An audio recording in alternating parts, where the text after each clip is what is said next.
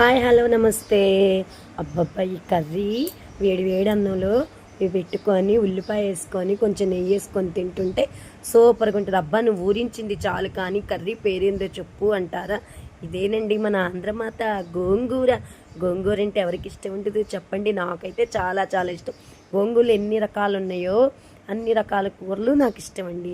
గోంగూర పచ్చడి, గోంగూర పులుసు కూర, గోంగూర తాలింపు అన్నీ ఇష్టం అండి. సరే ఇది పక్కన పెట్టేసి ఇది ఎలా తయారు చేసుకోవాలో ప్రాసెస్ చూడండి. కళాయి పెట్టుకొని కళాయి హీట్ అయిన తర్వాత 3 గరిటెల ఆయిల్ వేసుకోండి. ఆయిల్ వేసుకున్న తర్వాత ఆయిల్ హీట్ అయిన తర్వాత తాలింపు గింజలు, పచ్చిపప్పు, జీలకర్ర, ఆవాలు, మినపప్పు, ఎండుమిర్చి, అలానే కొంచెం కరివేపాకు, అన్నిటికీ టేస్ట్నిచ్చే మన ఇంగువ, అలానే 1 కప్పు ఉల్లిపాయలు, పెద్ద సైజు 2 ఉల్లిపాయలు, అలానే 3 టమాటాలు సన్నగా కట్ చేసుకొని వేసేసుకోండి. కొంచెం పసుపు, ఉల్లిపాయకి టమాటాకి సరిపడా ఉప్పు, అలానే కొంచెం కొత్తిమీర.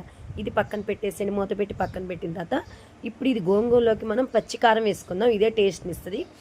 మీకు స్పైసీకి తగ్గట్టు పచ్చిమిర్చి, జీలకర్ర, ఉప్పు, ఎల్లిపాయ వేసి మిక్సీ పట్టండి. ఇది పక్కన పెట్టేసి కడిగి ఆరపెట్టుకున్న గోంగూర ఉంది కదా, నేను 1 కట్ట తీసుకున్నాను. ఆ కట్ట గోంగూర పెట్టేయండి. పెట్టేసి మూత పెట్టండి. అది చూడండి ఎట్లా ఆవిరికి మగ్గిపోయింది. దీనిలో 1 చుక్క వాటర్ కూడా మనం యాడ్ చెయ్యం. ఆవిరికే గోంగూర మగ్గిపోయింది. అలానే మిక్సీ వేసుకున్న పచ్చికారం వేసుకొని వేడి వేడి అన్నంలో తింటే